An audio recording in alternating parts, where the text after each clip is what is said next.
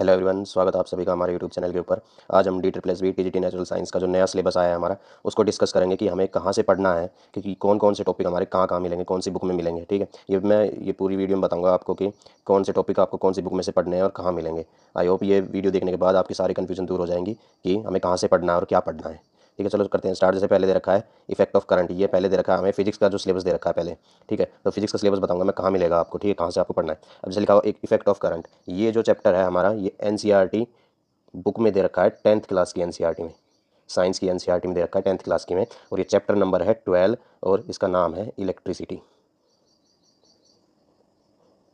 ठीक है, इसका नाम है इलेक्ट्रिसिटी। इस चैप्टर का जो इफेक्ट ऑफ करंट लिख रहा है ना, ये आपको एनसीईआरटी की क्लास 10th की बुक में, साइंस की में एज इट इज़ सारे पॉइंट मिलेंगे। ये पोटेंशियल डिफरेंस यहाँ तक पूरा चैप्टर ये सेम है बिल्कुल।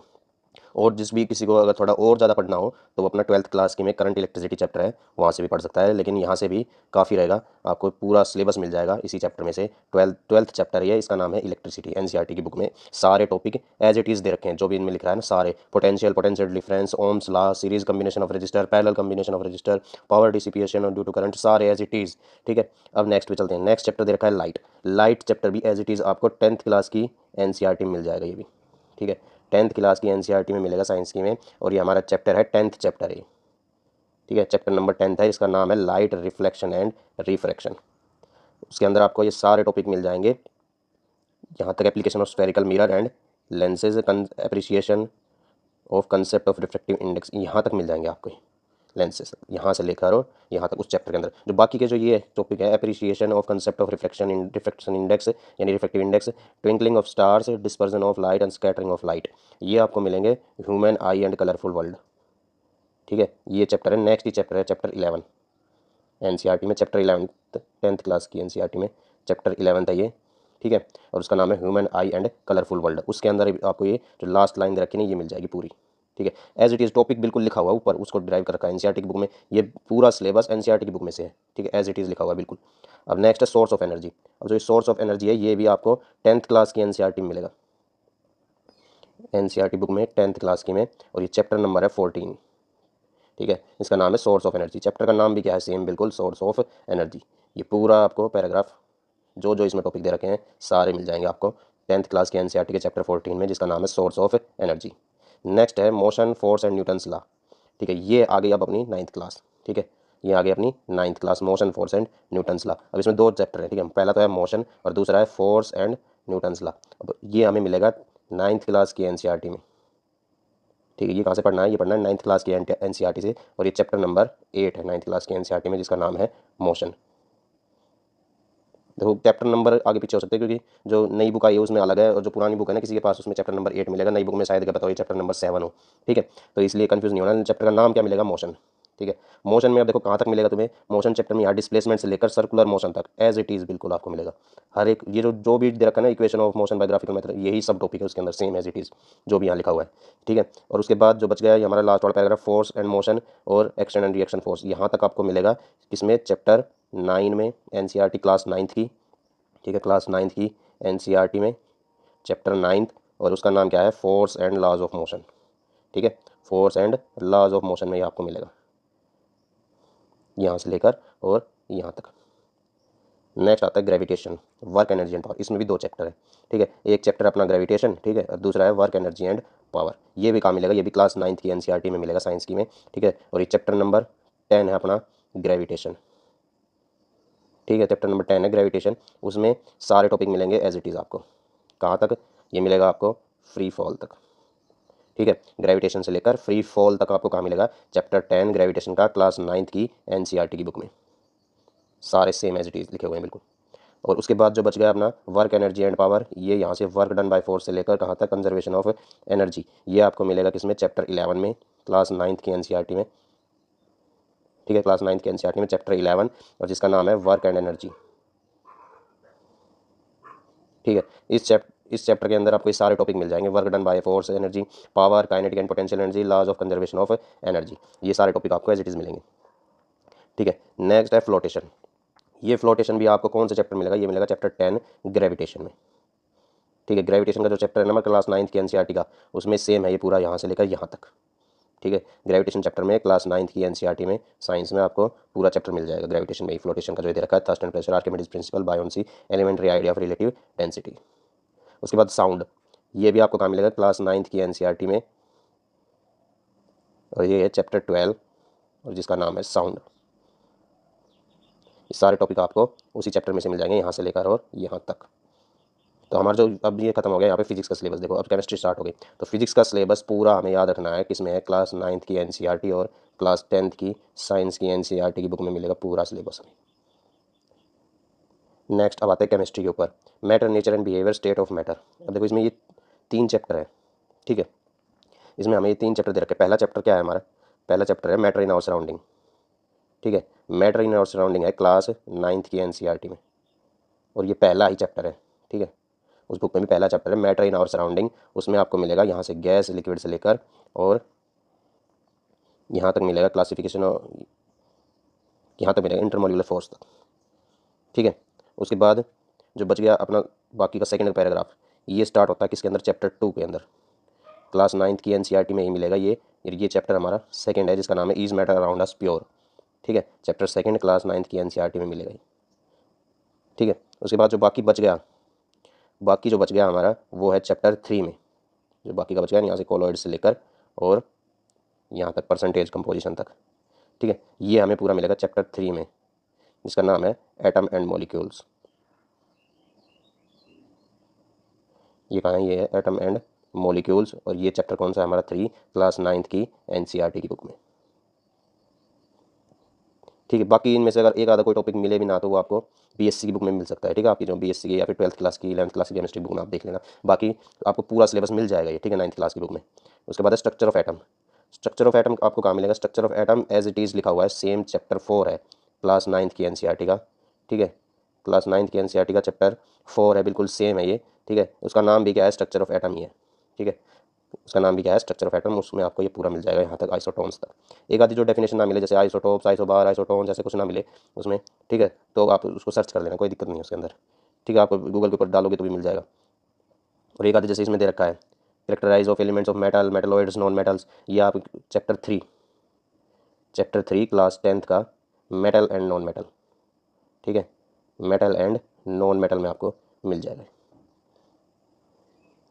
नेक्स्ट आते हैं पीरियोडिक क्लासिफिकेशन ऑफ एलिमेंट, ये आपको मिलेगा क्लास 10th की एनसीईआरटी में। क्लास 10th की एनसीईआरटी में चैप्टर 4 है हमारा periodic classification of elements as it is, बिल्कुल याद रखना, ठीक है। चैप्टर 4 हमारा एनसीईआरटी बुक में क्लास 10th की में है, पीरियोडिक क्लासिफिकेशन ऑफ एलिमेंट, ये पूरा मिल जाएगा आपको उसमें। नेक्स्ट आते हैं अब इसमें केमिकल सब्सटेंसेस, ठीक है। केमिकल सब्सटेंसेस में ये आपको मिलेगा कहाँ, नेचर एंड बिहेवियर। अब इसका देखो नाम अलग है ये, तो इस नाम को देख के दिक्कत नहीं लेनी कुछ भी, ये हमें मिलेगा क्लास 10th में, क्लास 10th की एनसीईआरटी में, और इस चैप्टर का नाम है चैप्टर 2 है ये, एसिड बेसिस एंड सॉल्ट, ठीक है। Acid basis and salt chapter का नाम है, क्लास 10th की एनसीईआरटी में चैप्टर 2 है ये, ठीक है। उसमें मिलेगा हमें ये पूरा।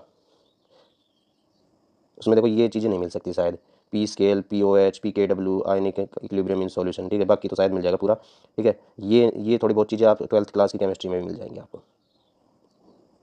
नेक्स्ट केमिकल रिएक्शन, ये आपको मिलेगा क्लास 10th की एनसीईआरटी बुक में, और हमारा चैप्टर पहला ही है ये, जिसका नाम है केमिकल रिएक्शन एंड इक्वेशन, ये आपको पूरा मिल जाएगा उसमें, ठीक है। ये आपको बिल्कुल एज इट इज़ पूरा मिलेगा। Next chapter metal and non metals, ये भी क्लास 10th में ये एनसीईआरटी बुक में, और चैप्टर 3 है हमारा मेटल एंड नॉन मेटल, ये आपको पूरा मिल जाएगा उसमें, इसमें सारे टॉपिक मिलेंगे।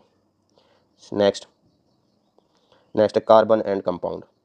इसमें सब टॉपिक पढ़ने की जरूरत नहीं है, क्योंकि उस चैप्टर जो एनसीईआरटी की बुक है हमारी उसमें ये एज इट इज़ दे रखे बिल्कुल, ठीक है। तो कंफ्यूज नहीं होना कि खाली चैप्टर के नाम ही मिलेंगे, अंदर कुछ और ही मिलेगा, अंदर कुछ नहीं मिलेगा, अंदर जो लिख रखा है ना ये एज इट इज़ मिलेगा बिल्कुल आपको लिखा हुआ, ठीक है। थोड़ा ध्यान से पढ़ना है, सारी चीज़ें मिल जाएंगी।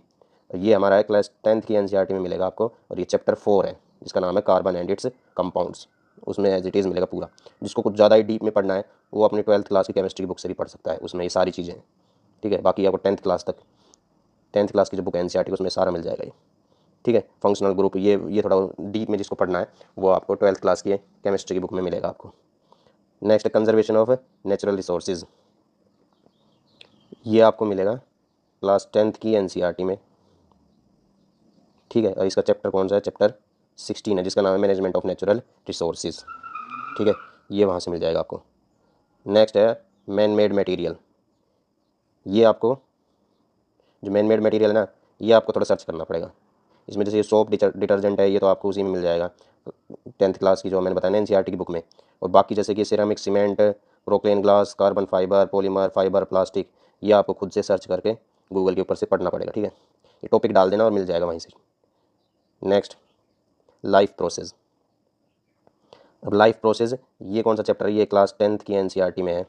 बायो स्टार्ट हो गई यहाँ से, तो हमने देखा हमारी जो केमिस्ट्री है वो भी क्लास 9th और 10th की एनसीईआरटी में से ही है पूरी। एक आधे टॉपिक जो ना मिले वो अपने गूगल पे भी ढूंढ सकते हैं, 12th क्लास की केमिस्ट्री में मिल जाएगा वो। अब लाइफ प्रोसेस है, ये हमारे क्लास 9th की एनसीईआरटी में है और चैप्टर 6 है ये। ठीक है, चैप्टर 6 है और उसका नाम भी क्या है? लाइफ प्रोसेस ही है। तो आपको ये सारे टॉपिक मिल जाएंगे उस चैप्टर के अंदर। नेक्स्ट कंट्रोल एंड कोऑर्डिनेशन, ये भी आपको क्लास 10th की एनसीईआरटी में मिलेगा।